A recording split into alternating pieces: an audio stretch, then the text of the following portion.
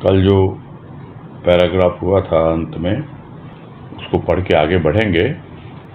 और जितना लेख अभी बाकी है ये, तो हो सकता है कि थोड़ा समय हमारे पास बचे और एक्स्ट्रा।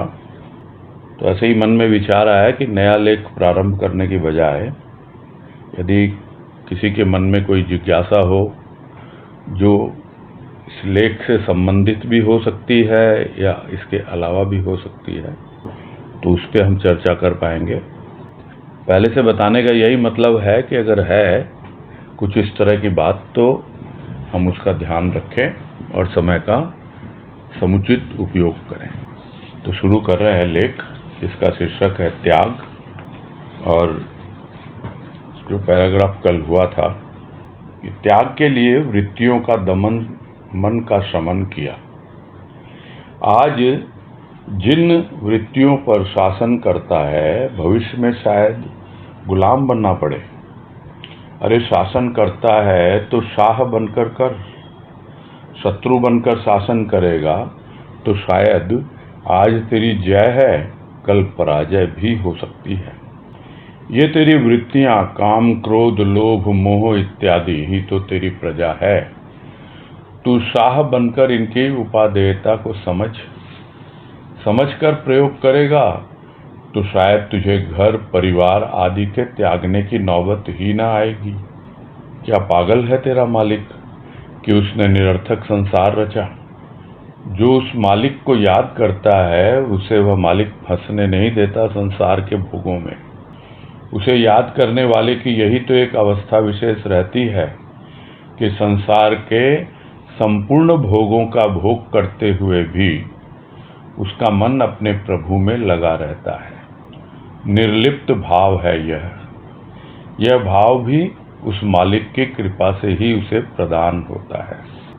तो बातें त्याग की उनके लिए ही हो रही है जो बिना सोचे समझे त्याग के बारे में जरा भी विचार न करके और एक उत्तेजित अवस्था में, जोश में वो घर, परिवार और ये सब छोड़ देते हैं और कठिन साधनों में लग जाते हैं, तपस्या में लग जाते हैं और यह सोच लेते हैं कि हाँ भाई, हमने त्याग के द्वारा इन वृत्तियों का दमन कर दिया, दबा दिया और मन का शमन कर लिया। मन अब जो है ठंडा पड़ गया, जैसे अग्नि थी वो शांत हो गई। तो इस प्रकार वो समझ लेता है कि ये वृत्तियाँ ये मेरे कंट्रोल में आ गई, मैं अब इनके ऊपर राज कर रहा हूँ, शासन कर रहा हूँ। तो हो सकता है कि भविष्य में फिर से ये वृत्तियाँ तुम पर हावी हो जाएं और फिर से तुम्हें अपना गुलाम बना ले। भाई शासन करता है तो एक राजा की तरह करो, एक शाह की तरह। ये सब तो तुम्हारे ही अपने हैं, अपने ही अंतःकरण के खेल हैं ये काम, क्रोध, लोभ, मोह। भले ही तुम इनको विकार कह रहे हो, रिपु कह रहे हो, और रिपु यानी शत्रु मान बैठे हो, ये है तो तुम्हारी ही प्रजा ना। तो यदि शत्रु मान के बैठोगे तो फिर से ये विद्रोह करेंगे, फिर से तुम्हें परेशान करेंगे। तो शाह बनकर क्या है कि ये समझो कि भाई इनके साथ भी हमको अपना जीवन बिताना है, ये मेरी ही प्रजा है, मुझे इनका ख्याल रखना है, किस तरह से इनको काम में लेना है और किस तरह इनकी जो उपयोगिता है, जो कुछ भी ये काम में आ सकती हैं, ये वृत्तियाँ उनको उसी दिशा में आगे बढ़ाना है। और नहीं तो फिर ठीक है, एक निर्लिप्त भाव से तुम जीते रहो और प्रभु का नाम सुमिरन करते रहो। तो यदि समझकर प्रयोग किया होता या अब भी समझकर प्रयोग करेगा तो घर, परिवार जो तूने छोड़ा था पुनः तू लौट सकता है। लेकिन कोई लौटना चाहता नहीं, फिर से बंधन में बंधना चाहता नहीं। किंतु ये उनके लिए तो एक सीख है ना कि भाई घर परिवार त्यागने की नौबत नहीं आएगी। ये जो भी तुम्हारी वृत्तियां हैं जो तुम्हें तंग करती हैं, और कल भी बात आई थी कि जिस तरह माली क्या करता है, ये छोटे मोटे जो घास फूस है, खरपतवार है, उसको उखाड़ के फेंक देता है साइड में, ताकि बार बार परेशान ना करे। फिर भी वो आते हैं, और यह जिस तरह एक बगीचे का हिस्सा है, उसी तरह ये विकार भी, विषय विकार भी उसका ही हिस्सा है। विषय विकार ये एक साथ इसलिए कहा जाता है क्योंकि मन जो है बार बार दौड़ता है विषयों की ओर, और ये विषय ज्ञानेंद्रियों के, आँखों का, नाक का, ये सब बातें हम समझ चुके हैं। और इन विषयों में क्योंकि स्थूल से संबंधित है, इसलिए विकार युक्त रहते हैं। आँखों का विकार, कान का विकार, तो यह विकार जो है वो पूरी तरह से दूर नहीं होता है। और प्राणी सोचता है कि बस स्थूल का मैं त्याग कर दूं, और स्थूल भी क्या, घर परिवार का वो त्याग कर देता है, तो भी क्या भीतर की जो वृत्तियां हैं वो शांत हो जाती हैं। उस पे भी अपना तपस्या के द्वारा और जो कुछ भी समझा है उसने साधना का रूप, उसके द्वारा वो उनको दबाने का, कंट्रोल करने का प्रयास करता है। जैसे राजा होता है, जगह जगह विद्रोह हो रहे हैं, उन विद्रोह को दबाने का प्रयास करता है, किंतु यदि सही ढंग से उसे राज करना आए तो वो उन्हें भी काम में ले, उन्हें भी सही काम सौंपे। और यह सब बातें समझ में आ जाए तो फिर घर परिवार ये सब छोड़ने की नौबत ही नहीं आती है। और फिर यही प्रश्न किया गया कि क्या तेरा मालिक पागल है जिसने निरर्थक ही संसार को रचा है? वो मालिक तो सबका ही मालिक है। तो जहां कहीं भी तू है, जो पहले भी बताया, तू घर परिवार छोड़ के चला भी जाएगा तो ये पृथ्वी नहीं रहेगी, ये आकाश नहीं रहेगा, सब कुछ तो रहेगा। कहाँ भागेगा तू? घर में रहकर ही यदि तू उस मालिक को याद करे तो वो मालिक तुझे घर संसार में फंसने नहीं देता, भोगों में फंसने नहीं देता। और यही तो याद करने वाली की अवस्था बन जाती है और बनी रहती है। यह कोई बहुत कठिन कार्य नहीं है कि संसार के संपूर्ण भोगों को भोगते हुए भी उसका मन प्रभु में लगा हुआ है, क्योंकि वो भोगों को भोग नहीं मानता। वो भोग और त्याग को बड़े सहज रूप में लेता है और सब कुछ संतुलित रूप में जो उसके लिए उपयुक्त है वही करता है। जो बात कल भी आई थी, किसी ने प्रश्न किया था, तो यानी जो भोजन वो करता है, संतुलित भोजन करता है, तो क्या भोजन का भोग नहीं हुआ? बिल्कुल हुआ। और अपने आप ही सहज रूप में उसका त्याग भी हो जाता है, वो भोजन विसर्जित भी हो जाता है मल मूत्र के रूप में। तो यह सब पता है, इतना सहज हो जाता है कि वो लिप्त होता ही नहीं किसी भी कार्य से, और मन उसका लगा हुआ है प्रभु में। तो यही एक निर्लिप्त भाव है। और उस निर्लिप्त भाव के लिए कोई विशेष ऐसा करने की आवश्यकता नहीं है। मन में थोड़ा सा रहे कि हाँ भाई, प्रभु का दिया हुआ काम है, मैं कर रहा हूँ, बड़े मनोयोग से कर रहा हूँ, और उसकी कृपा है कि आज मेरे मन में यह निर्लिप्त भाव आया है। तो स्वाभाविक है, जो कुछ भी मिला है वो तो देने वाला तो वो एक ही है ना। वो उसका मालिक कहें, उसको सद्गुरु कहें, संसार का मालिक कहें, भगवान कहें, कुछ भी नाम दे दें उसका, उसकी कृपा से ही प्रदान होता है। प्रदान कब होता है? जब आदान होता है। ये कोई वन वे ट्रैफिक नहीं है। जैसे अभी बात हुई कि त्याग कोई वन वे ट्रैफिक नहीं है। त्याग किसका करेगा? जो पहले से है, जो भोग लिया गया, उसी का तो त्याग होगा। भोजन खाया है तभी तो उसका त्याग होगा। तो भोग और त्याग दोनों आपस में जुड़े हुए हैं। वैसे ही आदान और प्रदान दोनों आपस में जुड़े हुए हैं। कुछ तुमने उसको अर्पित किया जो उसने लिया, और बदले में तुम्हें ये दिया। तुम्हारा स्थूल का भाव, तुम्हारी सांसारिक जो भी एक सोच थी, जिस दिशा में तुम्हारा दृष्टिकोण था, ये सब लेके तुम्हारा दृष्टिकोण बदला है। एक ऐसा भाव दिया है कि सब कुछ करते हुए भी तुम भीतर से प्रभु से जुड़े रहो, तो अपने आप ही त्याग तुम्हारे लिए सहज हो जाता है। और आज कह रहे हैं मौसी जी कि साधन करने वाले को अपने पुरुषार्थ पर अभिमान रहता है, किंतु जिसे मालिक की कृपा से ही यह भाव प्रदान हुआ, वह किस पर अभिमान करे, क्योंकि उसका अपना कोई पुरुषार्थ नहीं रहता है। वह तो अपने मालिक का ही गौरव अनुभव करता है हर अवस्था में। त्यागने वाले का ध्यान त्याग की ओर ही रहता है, मालिक की ओर नहीं, क्योंकि वह यह समझता है कि प्रथम त्याग कर दूं सभी वस्तुओं का, फिर शांति से उसे याद करूंगा। किंतु उसे यह पता नहीं कि कितना भी त्याग क्यों न करे, फिर भी कौन सी भावना भीतर में छिपी रह गई कि उसके कारण पुनर्जन्म ग्रहण करना पड़ता है। क्या समझेगा वह सूक्ष्म भावनाओं को? तो जो भी साधन करने वाला है उसको तो स्वाभाविक है, मैं कुछ कर रहा हूँ, जब कर रहा हूँ तब कर रहा हूँ, साधन कर रहा हूँ और भी कुछ कर रहा हूँ।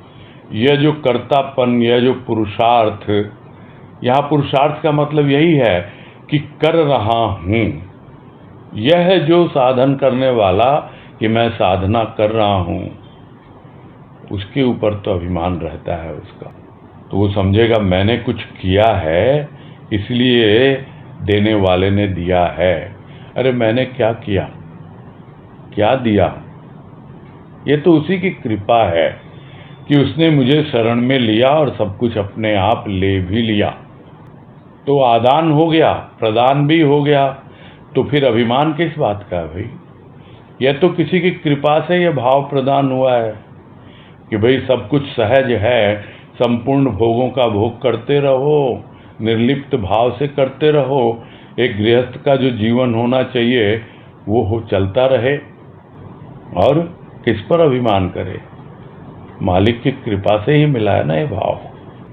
किंतु जिसे अपने पुरुषार्थ की बात आएगी कि मैंने कुछ किया है तो मुझे मिला है, तब अभिमान आ जाएगा, अहंकार आ जाएगा।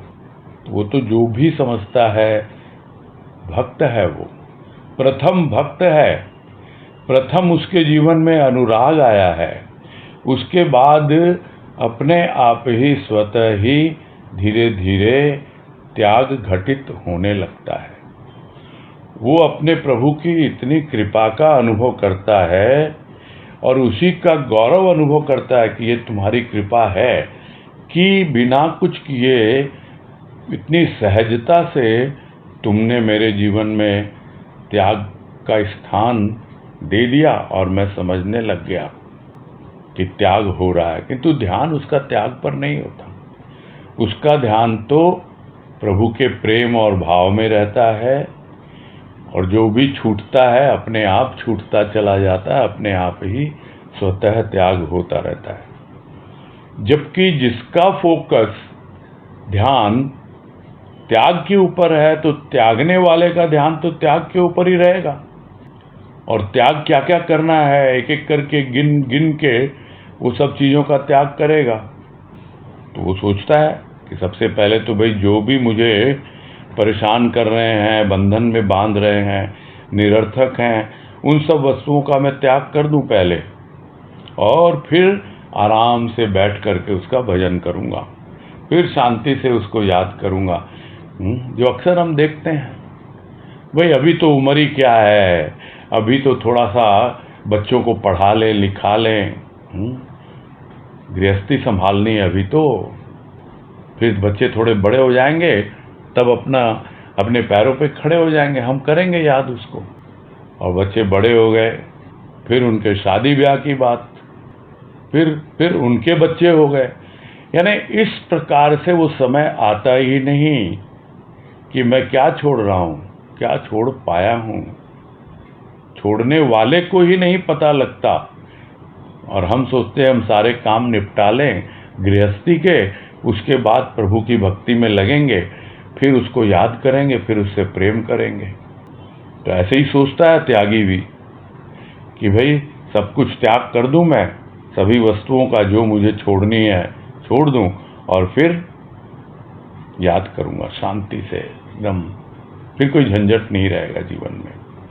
किंतु उसे पता नहीं है, कितना भी त्याग क्यों न करे, क्या अंदर में रह जाता है जो बिल्कुल दबा हुआ है भीतर में, क्योंकि उसने तो वृत्तियों का दमन किया है, दब गया भीतर में, लेकिन कब निकलेगा। जिसे कहते हैं, जो बात पहले भी आई, कयामत के दिन गाड़ दिया मिट्टी में शव को, लाश को, और वो यही मान के चलते हैं कयामत के दिन निकल के आएंगे बाहर सबके सब। पता नहीं कब आएगा कयामत का दिन, डर डर के जीता रहेगा। और यहाँ तो कौन सी दबी रह गई, गाड़ी नहीं है, पूर्व जन्म में दबी हुई है पहले से, पता ही नहीं है कब वो प्रकट होंगी। तो कितना भी जो नजर आ रहा है उसको अगर छोड़ भी दिया, उसका त्याग भी कर दिया, तो भीतर में कौन सी ऐसी वृत्तियां, कौन सी ऐसी भावना जो छिपी रह गई, तो उसके कारण तो फिर से आना ही होगा पुनर्जन्म।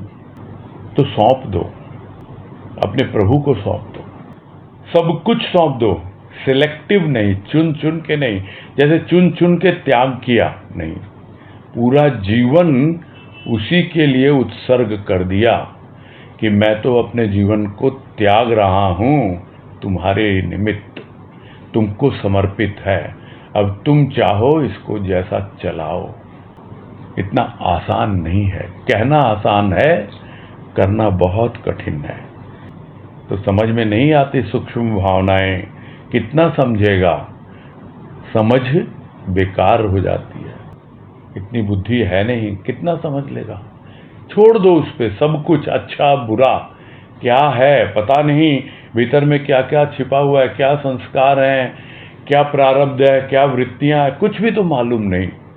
पूरा का पूरा छोड़, जिस विषय में पता ही नहीं उसमें क्यों दिमाग लगाना, उसके चरणों में डाल दें बिल्कुल, और तब समझ में आएगा कि किस प्रकार से जीवन हरा भरा होता है, आनंदमय होता है।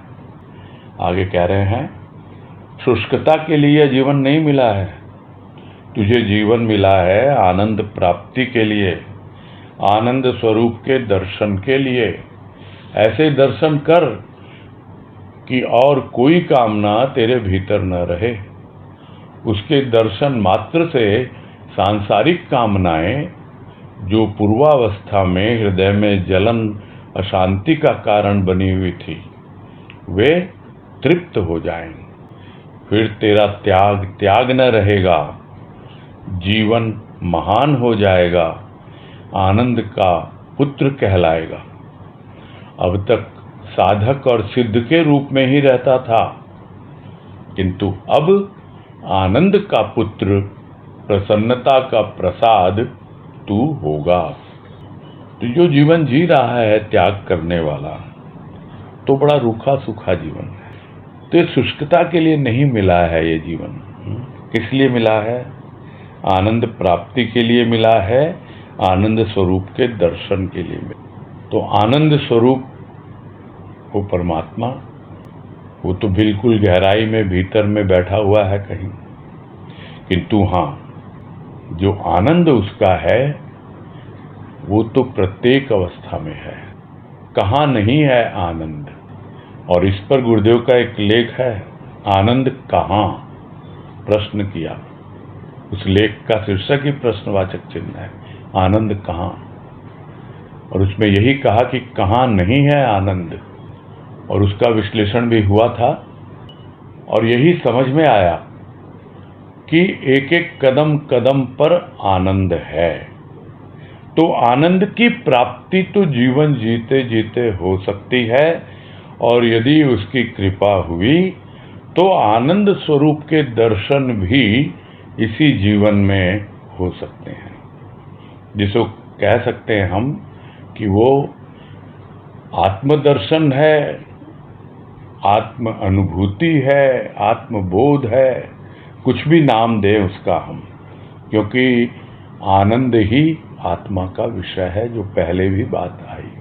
तो उस आनंद स्वरूप के दर्शन तक पहुंचने के पहले प्रत्येक अवस्था में जो आनंद की अनुभूति करने लगता है, और वो अनुभूति जो दर्शन का रूप है, ये बातें तो बार बार आती है कि सूक्ष्म के दर्शन इन बाहरी आंखों से नहीं होते, और भीतर की आंखें अनुभूति की आंखें हैं, जो भाव के द्वारा मिलती हैं, यानी भाव की वो अनुभूति होती है उस अवस्था, ताकि जो भी कामनाएं हमारे भीतर हैं इतने जन्म जन्मांतर से, वो पूरी होती जाए, हमारी जन्म जन्मांतर की जो प्यास है वो बुझती चली जाए। तो वो कामनाएं जो पहले हृदय के अंदर में जलन और अशांति पैदा कर रही थी, वो सांसारिक कामनाएं, वो धीरे धीरे अब पूरी होती हैं या शांत होती हैं, तो तृप्त होती हैं। तो तृप्त कब होंगी? तृप्त तब होंगी जब उनका रूपांतर होगा, यानी उस स्थूल के पीछे क्या सूक्ष्म छिपा हुआ है, क्योंकि बिना सूक्ष्म के स्थूल का कोई रूप नहीं। जो इसमें भी आया कि कारण के कारण ही कार्य होता है, यानी प्रत्येक कार्य के पीछे कारण छिपा हुआ होता है, वैसे ही प्रत्येक स्थूल के पीछे सूक्ष्म छिपा हुआ होता है, और वो जो तृप्ति है वो सूक्ष्म में है। तो अपने आप ही जो पहले की अवस्था में, पूर्वावस्था में, वो सांसारिक कामनाएं वो स्थूल की थी, और जब कारण समझ में आने लग गया कि क्या है उसका कारण, तो धीरे धीरे तृप्ति का बोध होने लगा। तो ऐसी भाव की अनुभूति, ऐसा उसका दर्शन होता है, जिससे जो सांसारिक कामनाएं हैं, जो पहले हृदय में जलन का कारण बनती थी, अशांति पैदा करती थी, अब वो तृप्त होनी शुरू हो चुकी हैं, तृप्त हो रही हैं। फिर त्याग के बारे में सोचने की जरूरत नहीं है, फिर तेरा त्याग नहीं रहेगा, जीवन महान हो जाएगा। त्याग के ऊपर ध्यान ही नहीं जाएगा, कुछ ऐसा जीवन हो जाएगा कि वास्तव में मालूम पड़ेगा कि तू उसी की संतान है जिसका नाम है आनंद। वो आनंद कौन? वो आनंद जो सृष्टि के मूल में है, वो आनंद जो कण कण में है, वो आनंद जो पूरा सृष्टि लय होने के बाद भी रहता है। इसीलिए उसका नाम दिया गया आनंद घन। सृष्टि की रचना ब्रह्मा करता है, सृष्टि का पालन विष्णु करता है, और सृष्टि का संहार महेश करता है, और सद्गुरु समष्टि रूप से तीनों का एक प्रत्यक्ष रूप रहता है, जिसे हम कहते हैं वही पर ब्रह्म है, वही आनंद स्वरूप है। उसकी संतान तू कहलाएगा, उसका पुत्र कहलाएगा, कोई कहे या न कहे, तुझे स्वयं को अनुभव होगा। क्योंकि अब तक क्या तुमने जीवन जिया है, कितनी साधना की है, और बहुत सी साधना तुम्हारी सफल भी हुई है, सिद्ध का भी रूप आ गया, किंतु क्या आनंद मिला उसमें? जब इस तरह से जीवन जीना प्रारंभ करेगा, तब जाकर आनंद का पुत्र, प्रसन्नता का प्रसाद हर घड़ी तू अनुभव करेगा, और तुम जो प्रसन्नता अपने भीतर अनुभव कर रहे हो, वही प्रसन्नता लोगों में प्रसाद बनकर वितरित होगी, वही आनंद लोगों में वितरित होगा। यह विशेषता है उस सूक्ष्म दर्शन की, आनंद स्वरूप के दर्शन की, यानी एक ऐसी भाव की अनुभूति उसकी कृपा से मिल जाती है। आगे कह रहे हैं, जो इस लेख का अंतिम पैराग्राफ है, कि त्याग लक्ष्य नहीं जीवन का, लक्ष्य है आत्मानंद की प्राप्ति। आत्मानंद की प्राप्ति के लिए ही त्याग को लक्ष्य बनाया। त्याग उपेक्षित है यह नहीं कहा जाता। भाव यह है कि त्याग के महत्व को समझ, घूम घूम कर चक्कर काट कर चलने वाले व्यक्ति को अपने नियुक्त स्थान पर पहुंचने में अधिक समय लगेगा, बजाय सीधी राह पर चलने वालों से। आत्मानंद का इच्छुक प्रथम हृदय की जलन मिटाता, फिर अपने प्रभु को हृदय में बसाता, तब उसे सजाता भावों से। अब क्या चाहिए? प्रभु को सजाया, हृदय भी सज गया। फिर तो आनंद ही उसके जीवन का लक्ष्य, आनंद ही उसके कर्म, आनंद ही उसका धर्म, आनंद ही उसका जीवन। यही त्याग की महानता है। तो लक्ष्य क्या होना चाहिए जीवन का? बार बार हम लक्ष्य की बात करते हैं ना, कि लक्ष्य बोध रहे, हमेशा ध्यान में रहे कि हमारा लक्ष्य क्या है। तो त्याग हमारा लक्ष्य नहीं है, लक्ष्य है आत्मानंद की प्राप्ति। अब प्राप्ति ये कोई स्थूल वस्तु तो है नहीं कि हमने उसको प्राप्त कर लिया, वो हमारे हस्तगत हो गई, यानी हाथों में आ गई। आत्मा तो पहले से ही है, किंतु हमारा जो आनंद है वो आनंद अभी कुछ अंशों में स्थूल में है, और जैसे जैसे सूक्ष्म की यात्रा बढ़ती जाती है, सद्गुरु की कृपा मिलती जाती है, भाव की अनुभूति होती जाती है, तो वो आनंद सूक्ष्म में मिलने लगता है, वो और आत्मा के करीब पहुंचने लगता है। और जिस दिन आत्मा में पहुंच जाता है, तो आत्मा में तो पहले से ही आनंद है। तो प्राप्त हमने किसको किया? जो पहले से ही प्राप्त था, जो पहले ही उपलब्ध था हमारे पास, किंतु हमारा उससे परिचय नहीं था। हमारा आनंद से परिचय था, किंतु आत्मानंद से परिचय नहीं था। तो यही लक्ष्य है हमारे जीवन का। तो उसी के लिए हमने क्या किया? हमने किया त्याग को लक्ष्य बनाया। ठीक है, त्याग कुछ अंशों में सहायक होता है। जब तक हम कुछ छोड़ने के लिए तैयार नहीं होंगे, तब तक कुछ मिलेगा भी नहीं हमको।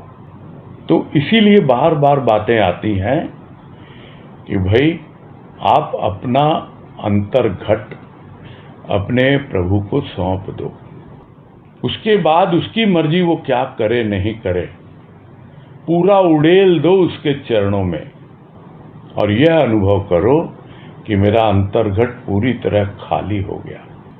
तो सब खाली हो गया, तो अब छोड़ने को बचा क्या? तो लक्ष्य तो यही है कि त्याग, सब कुछ खाली हो जाए, जो भी है अच्छा बुरा, कोई हिसाब किताब हमको तो पता ही नहीं हमारे लिए क्या अच्छा है क्या बुरा है। वो तो वो जाने, उसके चरणों में डाल दिया। तो क्या दिया मैंने तुझे ऐ मेरे भगवान? भजन की पंक्ति याद आ गई कि क्या दिया मैंने तुझे ऐ मेरे भगवान, तूने ही तो ले लिया मेरा ये जीवन। ले ले कर मुझे कर दिया खाली, रह गया बस तेरा हाथ। पूर्ण सद्गुरु आप अद्भुत हैं प्रभु, पूरी तरह खाली कर दिया ले लेकर, और क्या रह गया अंत में? तेरा वरद हस्त। और वो आनंद देता है, वो एक सुरक्षा देता है, एक सिक्योरिटी देता है कि भाई आगे बढ़ता चल, मैं तेरे साथ हूं। तो त्याग को लक्ष्य बनाया, कोई संदेह नहीं है। और ये उपेक्षित है भी नहीं कि इसकी उपेक्षा करो तुम। महत्व को समझना है, त्याग के महत्व को समझना है। हमारा ध्यान आत्मानंद की ओर हो, यानी जो आनंद आनंद घन की कृपा से हमें हर अवस्था में मिल रहा है, स्थूल में, सूक्ष्म में, छोटे छोटे भावों में, और भी हमारी जो भी अंतर यात्रा है उसके अलग अलग पड़ाव में हमको वो आनंद की अनुभूति दे रहा है, किंतु हमको पहुंचना तो उस आत्मानंद तक है। तो त्याग का महत्व यही है। जब एक पांव ऊपर उठाएंगे सीढ़ी पर चढ़ने के लिए, तो दूसरा पांव अपने आप ही पिछली सीढ़ी को छोड़ देता है। ये इतनी सी बात यदि हमें समझ में आ जाए तो त्याग करना नहीं पड़ता, त्याग हो जाता है, क्योंकि हमारा लक्ष्य आगे बढ़ना है, ऊपर चढ़ना है। एक सीढ़ी से दूसरी सीढ़ी, दूसरी से तीसरी, तो हम कोई हिसाब नहीं रखते कि पहली सीढ़ी पे क्या था, दूसरी पे क्या। हमारा तो लक्ष्य आगे है, आगे जाना है और ऊपर उठना है। तो महत्व तो इतना ही है त्याग का कि आगे बढ़ते चले जाओ, सीधे रास्ते चलो। सीधा रास्ता क्या है? आत्मानंद की प्राप्ति, वहां बढ़ना है। अब जो लोग गोल गोल चक्कर काट के यहाँ वहाँ इधर उधर पहुंचेंगे तो स्वाभाविक है बहुत समय लगता है, न जाने कितने जन्म लग जाएंगे। और यह तो बहुत सिंपल वे में भी कहा गया है कि अगर हम एक स्थान विशेष पर हैं, किसी एक पॉइंट पर हैं, और एक दूसरा पॉइंट है जहाँ पे हमारा आत्मानंद है, तो फिर हमको पहुँचना है वहाँ। और दो बिंदुओं के बीच में, दो पॉइंट के बीच में क्या होती है? शॉर्टेस्ट डिस्टेंस, सबसे छोटी दूरी क्या होती है? वो होती है सरल रेखा। एक सरल रेखा दो बिंदुओं को जोड़ती है, उससे शॉर्ट कुछ नहीं हो सकता। तो जो सरल रेखा पे चलता है, सीधी राह पे चलता है, वो बहुत ही शीघ्रातिशीघ्र अपने लक्ष्य तक पहुंच जाता है। बाकी लोग घूमते रहते हैं, चक्कर काटते रहते हैं, तरह तरह के साधन अपनाते हैं, कुछ सिद्ध हो जाते हैं, फिर सिद्धियों से खेलने लगते हैं, उनमें उलझ जाते हैं। तब कब पहुंचेंगे वो तो वही जाने। हमें लक्ष्य बोध रहना चाहिए कि त्याग तो एक बाई प्रोडक्ट है, अपने आप घटित होता है। हमको तो पहुंचना है सीधी राह, अपने आत्मानंद तक। तो आत्मानंद का इच्छुक जो होता है किस तरह से अपने आगे बढ़ता है? सबसे पहले तो प्रभु की शरण लेता है और अपने हृदय की जलन मिटाता है, और फिर अपने हृदय में उस प्रभु को बसाता है। और फिर जो भी छोटे मोटे भाव उसकी बगिया में खिलते हैं, भाव के पुष्प, उन भावों से अपने प्रभु को सजाता है। तो ये एक सिंपल सा तरीका है जो आत्मानंद का इच्छुक है उसको आगे बढ़ने के लिए। तो क्या चाहिए? प्रभु को सजाया, हाँ सजाया, तो फिर हृदय भी सज गया, क्योंकि प्रभु तो हृदय में ही बैठा हुआ है। अब यदि बाहर भी प्रभु को सजाया और हृदय में यही भाव है कि मैं तुम्हें बाहर सजाऊं या भीतर सजाऊं, तुम्हारे ही दिए हुए पुष्प हैं, बाहर सजा रहा हूं तो प्रकृति के दिए हुए पुष्प हैं, और प्रकृति तुम्हारी ही तो चेरी है, तुम्हारी ही तो दासी है, वो मुझे दे रही है, मैं तुझे सजा रहा हूं। और हृदय में भी अगर सजा रहा हूं तो उन छोटे छोटे पुष्पों से, भावों के पुष्पों से सजा रहा हूं। और ये भाव, ये भी तो तुम्हारे ही दिए हुए हैं, तुम्हारे ही भाव से तुमको ही सजा रहा हूं। हाँ, इसमें यह एक अनुभव उसकी कृपा से मिलता है कि अब मेरा हृदय जो पहले झाड़ झंकाड़ बना हुआ था, न जाने कितना विषय विकारों से भरा हुआ अव्यवस्थित था, अब एकदम सज गया। वो बिल्कुल अच्छी तरह से जो चीज जहां होनी चाहिए, जो छोटे से छोटे भाव विचार सब व्यवस्थित हो रहे हैं। सजा हुआ क्या होता है? बिल्कुल व्यवस्थित होता है, जो चीज जहां होनी चाहिए वहां। इस संदर्भ में थोड़ी सी एक बात याद आ रही है। लोग इतना सब करते हैं घर के लिए भी कि हाँ भाई ये जो है घर ऐसा है, ये इसकी वास्तु ऐसी होनी चाहिए, वास्तु दोष है, ये कई बातें आती हैं। तो मेरे मन में ऐसे ही एक बार आया, कुछ नहीं है, घर में जो वस्तु जहां होनी चाहिए यथा स्थान, बस वो हो जाए तो घर में कोई वास्तु दोष नहीं है। वैसे ही हमारे भीतर के घर में कोई दोष नहीं है, जो चीज जहां होनी चाहिए वहां हो जाए। हृदय प्रभु का वास स्थान है। उसके पहले जब तक प्रभु नहीं आता तब तक इस हृदय में वास्तु दोष रहता है, किंतु जब हृदय में प्रभु आ जाता है तब वो दोष हट जाता है और हृदय सज जाता है। तो आनंद ही जीवन का लक्ष्य है। जीवन जिया जा रहा है, आनंद मनाया जा रहा है। कोई भी कर्म हो, कोई भी धर्म हो, वो आनंद से ही प्रेरित होता है और वो करके आनंद ही मिलता है। तब जीवन क्या, आनंद ही आनंद। तो यही तो त्याग की महानता है। महानता क्या है कि वो स्वतः हो रहा है, अपने आप घटित हो रहा है, कुछ करना नहीं पड़ रहा है, कर्तापन का जरा भी भाव नहीं है। मैं क्या कर रहा हूं, कुछ नहीं कर रहा, मेरा काम तो आत्मानंद तक पहुंचना, पहुंचे जा रहा हूं और सब कुछ स्वतः ही अपने आप जो भी निरर्थक है वो छूटता चला जा रहा है। बस यही पूरा होता है लेख। तो जैसे शुरू में बात हुई थी, करेंगे चर्चा कुछ। हाँ, नीतू गुप्ता बोलिए।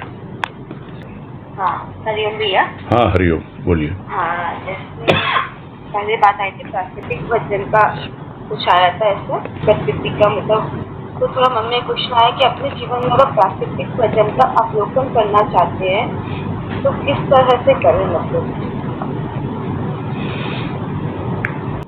किस तरह से करें, मतलब थोड़ा सा कंफ्यूजन था। मतलब जितनी हमारी प्रकृति, जितनी हमारे भीतर की प्रकृति शुद्ध होती चली जाएगी तो अपने आप ही बाहर की प्रकृति हमें प्रेरणा देती रहेगी और हम उसके साथ जुड़ करके और हमारा भजन प्राकृतिक हो जाएगा। प्राकृतिक का मतलब क्या होता है? प्राकृतिक का मतलब होता है नेचुरल, सहज, जिसके लिए एक और शब्द व्यवहार में लिया जाता है नैसर्गिक, यानी वो अपने आप होता है, उसे करना नहीं पड़ता है। प्रकृति अपने आप भज रही है अपने राम को, श्याम को। यही कहा ना गुरुदेव ने प्राकृतिक भजन लेख में, पहला वाक्य यही है उनका, अहर्निश भज रही है राम को, श्याम को। जो भी है उसका अपना, उसको पुरुष कह दें, परमात्मा कह दें। वैसे ही जब हमारा भजन अहर्निश होने लगेगा, अपने आप होने लगेगा, अभी इस लेख में बात आई कि त्याग अपने आप होने लगेगा, स्वतः होने लगेगा। वो कब होगा? जितना जितना हम प्रभु से जुड़ते चले जाएंगे, त्याग भी हमारे लिए उतना सहज होता जाएगा और हम एकदम नेचुरल वे में, फिर हमें कुछ प्रयास नहीं करना पड़ेगा, सब कुछ अनायास होगा, अपने आप होगा। मेरे समझ में तो यही है प्राकृतिक भजन का अवलोकन करना, प्राकृतिक भजन से जुड़ना। हाँ, ठीक है। हाँ, हरिओम हरिओम हरिओम। अभी कुछ एक जो नए हैं उनसे पहले बात करेंगे। सुधा जैन, कोलकाता। बताइएगा, अपना परिचय दीजिएगा थोड़ा। कोलकाता तो समझ में आ गया। सुधा जैन, अनम्यूट करो वनीता इनको। वैसे उनका ओपन नहीं हो रहा, शायद नहीं खोल पा रहे हैं शायद। अच्छा, हेलो, आ रही आवाज? हाँ आ रही है, अब आ रही है। हाँ बोलिए। भैया आपने कहा कि आनंद से तो हम परिचित हैं, आत्मानंद से परिचित, ये दोनों समझ में नहीं। आनंद की तो अपने आत्मा की, आत्मानंद ये थोड़ा क्लियर से समझ में आ रहा है। आत्मानंद होता है 100% प्योर। और जो आनंद जो हमें अलग अलग अवस्थाओं में अनुभव में आ रहा है, उसमें कुछ न कुछ विजातीय तत्व मिले हुए होते हैं। कभी वो उसका उद्दीपन होता है, कोई दृश्य देखकर, कुछ बातें सुनकर, कुछ ऐसा मन में भाव उमड़ता है, कभी कुछ। यानी वो आनंद जो है वो किसी न किसी पर आधारित है, जबकि आत्मानंद जो है वो किसी पर आधारित नहीं है, वो अपने आप में स्वतंत्र है, वो वहीं पर मौजूद रहता है। यह अंतर है सूक्ष्म के आनंद में और आत्मानंद में। आनंद है सूक्ष्म में भी, हर जगह आनंद है, स्थूल में भी आनंद है। जो पहले भी कई बार बात आई है कि सुख में भी आनंद का पुट होता है, क्योंकि बिना आनंद का आधार लिए सुख का कोई अस्तित्व नहीं होता है। तो आनंद तो है ही हर अवस्था में, चाहे स्थूल की बातें हो, सूक्ष्म की बातें हो, लेकिन वहाँ आनंद प्योरेस्ट फॉर्म में नहीं है, जिसको बोलते हैं 100% खाँटी नहीं है, वो शुद्ध नहीं है, वो आत्मा में ही पूर्ण शुद्धता होती है उसकी। ये अंतर है। चलो वो हट गया, नेक्स्ट लेते हैं अब रत्ना अग्रवाल। आप भी जरा बताएंगे अपना है परिचय। हरिओम भैया। हाँ हरिओम। हरिओम भैया। हाँ हरिओम हरिओम। भैया मैं ये पूछना चाहती थी, जैसे त्याग का भाव बताया, हाँ त्याग का भाव बताया, और अपना लक्ष्य की बात कर रहे थे ना, अपने जैसे लक्ष्य है, जैसे हम तो चल पड़े, लक्ष्य में दिख भी रहा है, चलने की कोशिश भी कर रहे, पहुंचा हुआ तो नहीं कह सकती हाँ या ना, लेकिन है, लेकिन हम तो संसारिक है, कर्म में भी बंधे हुए, पारिवारिक है, तो सबका लक्ष्य भी अलग हो सकता है। तो हम अपने लक्ष्य में चलते भी हैं, तो सूक्ष्म का त्याग और स्थूल का त्याग, जैसे दिल का त्याग मतलब वो तो समर्पण कर दिया, हम अगर सारी स्थूल का कर्म से पूर्ण संपूर्ण त्याग अगर नहीं कर पाते हैं, और तो हमें क्या करना चाहिए? नहीं मुझे लग रहा है आप लक्ष्य को पूरा प्राप्त कर सकते हैं। नहीं, मुझे लग रहा है आप थोड़े से कंफ्यूज हो। अभी आपने अपना लक्ष्य निर्धारित नहीं किया, मुझे ऐसा लग रहा है। आप दूसरों के आधार पे अपना लक्ष्य बदलते रहते हो, कभी दूसरों को खुश करने में कि हमारी ये ड्यूटी है भाई, हमको तो करना है, हमारा लक्ष्य तो ये है कि हम इसको करें। ये लक्ष्य नहीं होते हैं, ये पार्ट ऑफ लाइफ है। आपका लक्ष्य क्या? हाँ, वो लक्ष्य नहीं कहलाएगा। लक्ष्य आपको निर्धारित करना। और यहाँ आज जो बात आई है उसमें इतनी सी बात है कि आपका लक्ष्य है आत्मानंद की अनुभूति, आत्मदर्शन, कुछ भी कहो उसको आप। अगर वो आपका लक्ष्य है तो नहीं है, तो मतलब एक हाफ हार्टेड नहीं होती ये चीज़ें। लक्ष्य जो होता है एक हो जाता है, फिर उसके बाद हिलना डुलना नहीं होता है, फिर उसके लिए बहुत कुछ सहन करना पड़ता है। वो त्याग वही है, अपने आप छूटता जाएगा। लोगों को पता लग जाता है कि भाई इसका लक्ष्य तो ये है। तो वो इतना नहीं होता। आप अपना परिचय नहीं दिया आपने। कहाँ से आप? मैं रत्ना बोल रही हूँ, रत्ना विंसन हो ना। मैं भैया पहले काठमांडू में रहती थी, सत्संग भवन के ऊपर ही विद्या। अच्छा, हाँ समझ गए। हाँ, और अभी मैं गुड़गांव में हूँ। समझ गया हाँ। वो नाम भूल जाते हैं बहुत बार। ठीक है, तो क्लियर हो गई ना बातें? हाँ। हरिओम। हाँ, राशि अग्रवाल। प्रणाम भैया। हाँ नमस्कार, बोलिए। भैया मन में आ रहा था, भवसागर को तो जानते हैं, हम भवसागर में रहते हैं और आनंद से परिचय नया है। आनंद सागर के बारे में जिज्ञासा उठती है, तो अंदर से एक भाव ये आ रहा था, क्या आनंद सागर में भी भवसागर की तरह लहरें होती हैं? और आनंद सागर मन में ऐसा लग रहा था कि शायद वो रामेश्वरम के सागर की तरह होता है, कि जिसमें लहरें नहीं है, एकदम शांत स्थिर सागर। जो नया जब पहली बार देखा तो लगा कि ये शायद नदी है, सागर। सिर्फ हवा की हिलोर से थोड़ी उसके पानी में हलचल होती है, अन्यथा ना कोई गर्जन है और ना ही कोई ऊंचे ऊंचे उठती हुई लहरें हैं। तो प्लीज थोड़ा सा इसका मार्गदर्शन करें। नहीं, आनंद सागर जो एक आप जो भी ले लो, चाहे उसको प्रशांत महासागर कह दो, चाहे जो आप बोल रहे हैं रामेश्वरम के वहाँ वो तो हिंद महासागर है, कुछ भी नाम दे दीजिए, बात वो नहीं है। ये स्थूल के उदाहरण होते हैं। सूक्ष्म में जो अनुभव होता है आनंद का, और जो आनंद की गहराई है, वो भाव के माध्यम से ही होती है। उसका मेरे समझे और कोई तरीका नहीं है।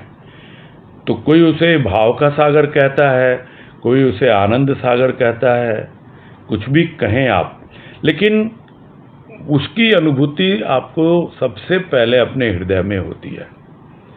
यानी वो चित्त में, इसको कहते हैं सतचित आनंद।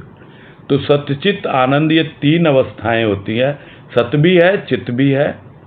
ये बाबा वाणी में गुरुदेव ने समझाया कि सत भी है और चित्त वो आनंद भी है, किंतु तुम्हारे पास चित्त होते हुए भी वो तुम्हारी चित्त वृत्तियां जो हैं इधर उधर हैं, जब तक उनमें भाव की धारा नहीं बहेगी तब तक सत्य और आनंद अलग रह जाएंगे। सच्चितानंद को तुम समझ नहीं पाओगे। तो अलग से आनंद का जो अस्तित्व है वो आत्मा में ही है। वो आत्मानंद जो कहा गया आज, जहाँ तक गहराई की बात है, गहरा तो बहुत है। वो भाव से ही अनुभव में आता है कि भाव का सागर भी कितना गहरा है। तो नाम उसको कुछ भी दे दो, भाव सागर, आनंद सागर, सत्य का एक रूप, ये सब है। तो वही जब धार एक हो जाती है, यानी सत्य, चित्त और आनंद, तो वो एक बन जाता है। वहाँ पे ही एकत्व है, वहाँ पे ही अद्वैत है। वहाँ फिर आनंद अलग नहीं रहता भाव से, और भाव अलग नहीं रहता सत्य से। वो तीनों मिल करके सच्चिदानंद बन जाते हैं। जहाँ तक ऊपरी सतह की बात है, हाँ वो लहरें हैं, वो उठेंगी उठेंगी, उठती रहती हैं, कहीं कम उठती हैं, कहीं ज़्यादा उठती हैं। वो तो निर्भर करेगा वहाँ का वातावरण कैसा है। भाई भक्ति तो करनी होती है, भक्ति करते हैं और भक्ति का आनंद उठाते ही हैं, भाव से ही उठाते हैं।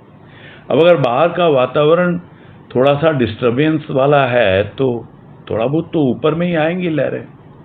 अब विभीषण है, लंका में रह रहा है, राम की भक्ति कर रहा है, तो वो भक्ति वैसी तो नहीं हो सकती ना जो भक्ति भरत कर रहा है राम की अयोध्या में बैठकर। अंतर तो होगा ही, है ना। समझ में आ गई ना बातें?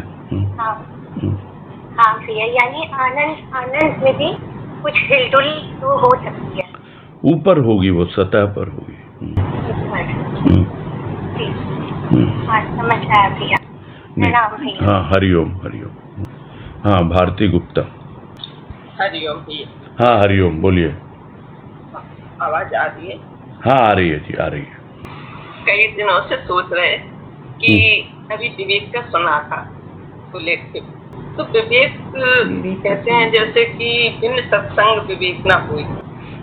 तो विवेक का बस ये समझ में नहीं आ रहा कि सत्संग तो हम इतने दिनों से कर रहे हैं, इतने वर्षों से, लेकिन विवेक का कैसे समझे कि हमारे अंदर विवेक जागा क्यों? कभी विवेक हम तो ये लगता है हमें तो कभी आता ही नहीं है विवेक, तो बुद्धि के बल से काम। ये विवेक का कैसे समझे अपने आप में कि विवेक जाग रहा है कि नहीं, विवेक से काम ले रहे हैं कि नहीं? ये विवेक का मेरे कोई भी उसी दिन से अंदर से झटपटाहट सी हो रही है कि मैं कैसे विवेक क्या है? विवेक क्या है वो तो बताया गया ना, लेख में बताया गया था। और वैसे भी इन जनरल अगर आप समझें तो ये बात भी आई थी कि विवेक तो है हमारे पास, हम विवेक को काम में भी लेते हैं, लेकिन यहाँ जिस विवेक की बात हो रही है वो आध्यात्मिक विवेक है। भौतिक विवेक तो होता ही है लोगों के पास, किसी के पास कम होता है, किसी के पास ज़्यादा होता है। ये भी बात आई थी कि भाई कुछ लोगों की बुद्धि कुछ ज़्यादा काम करती है, बहुत जल्दी चीज़ों को समझ के बहुत जल्दी निर्णय ले लेती है, तो ये तो भौतिक जीवन में देखते ही हम। तो उसकी पहचान ये होती है कि जितना आपके निर्णय लेने की क्षमता, यानी भीतर में आपके पास कितने ही विचार आएंगे तरह तरह के, यदि आपके पास थोड़ा सा विवेक होगा तो उन विचारों में बहुत जल्दी आप समझ लेंगे कौन से मेरे काम के विचार हैं और उनको छांट लेंगे, और जो निरर्थक विचार हैं उसको किनारे कर देंगे।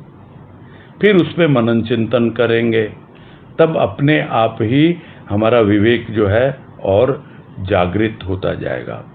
यह जो सत्संग है कि जिसको तुलसीदास जी ने कहा, आपने कहा कि बिनु सत्संग विवेक न होई, इसका मतलब ये होता है यह सत्संग आपके भीतर का है, यह कोई बाहरी सत्संग नहीं है।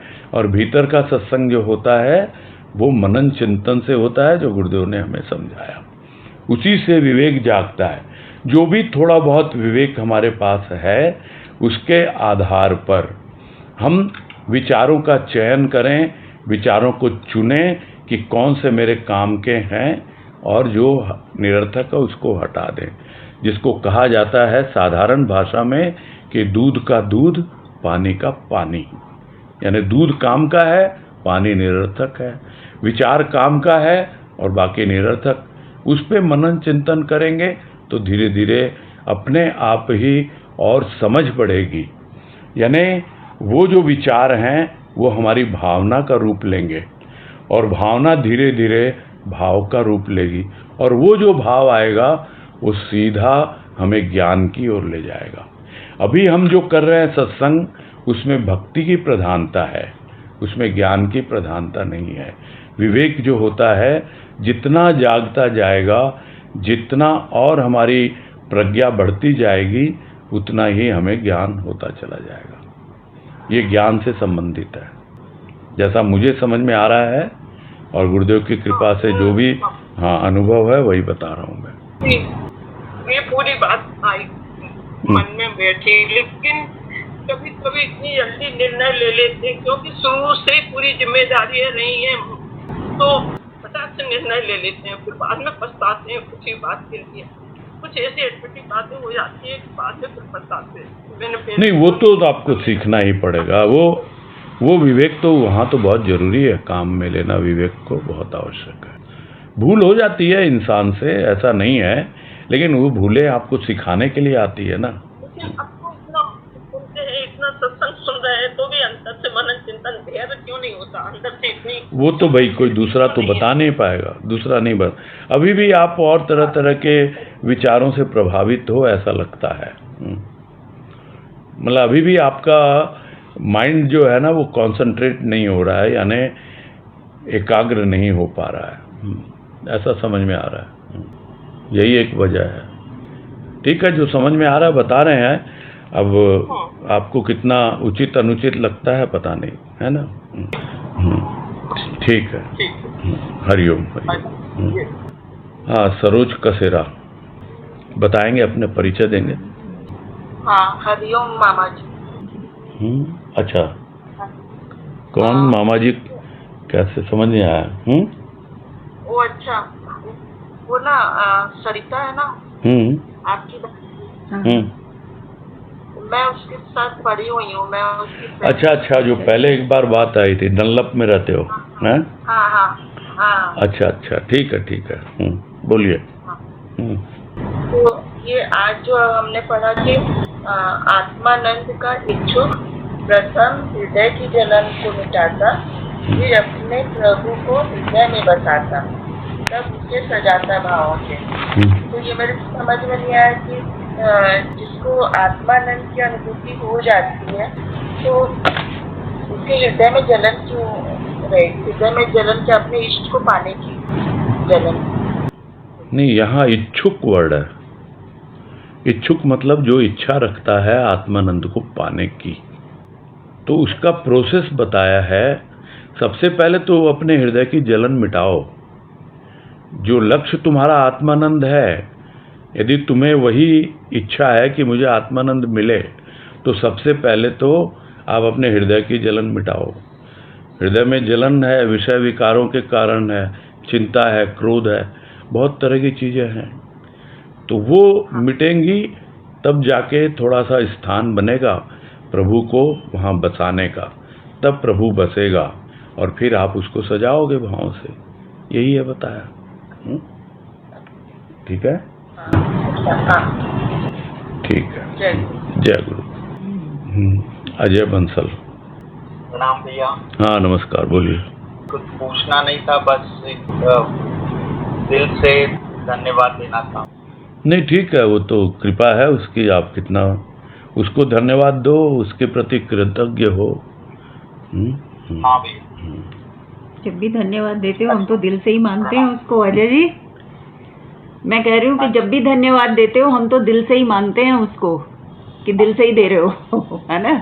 नहीं, बाहर कई बार ऊपरी होता है, यहाँ पर नहीं होता है, यहाँ पर दिल से। हाँ, इसीलिए बोल रहे हैं कि दिल से ही देते हो, मानते हैं हम, है ना? हाँ बहुत बहुत धन्यवाद। हाँ ठीक है, ठीक है। हरिओम। हरिओम। हाँ शकुंतला बाई झुंझुनवाला। हरिओम भैया। हाँ हरिओम, बोलिए। भैया ये सूक्ष्म का त्याग और स्थूल का त्याग, सुबह मैंने रिकॉर्डिंग सुनी थी, तो ये कुछ मेरे सुनने में गलत हुआ है कि ये मतलब कल का था ये प्रवचन, स्थूल का त्याग और सूक्ष्म का त्याग। ऐसे कुछ सुना था मैंने। हाँ, तो स्थूल का त्याग स्थूल वस्तुओं का होगा, अच्छा, और सूक्ष्म का त्याग सूक्ष्म के भाव विचारों का होगा। अच्छा, जो हमारे गलत भाव विचार आते हैं मन में। जी हाँ, भाव विचार जो होंगे उसका त्याग, और स्थूल का त्याग स्थूल वस्तुओं का। सूक्ष्म का विचार, जो हमारे गलत भाव विचार मन में। हाँ, जो भी है सूक्ष्म में, जो भी विचार है, जो भी विकार हैं, जो भी हैं, जो निरर्थक आपको लगते हैं, उनका त्याग। स्थूल में जो वस्तुएं डिस्टर्ब करती हैं, जो भी स्थूल की वजह से है, उसका त्याग। ठीक है। हाँ ठीक है भैया, समझ गया। हरिओम भैया। हाँ हरिओम, हरिओम। पूरा करते हैं फिर।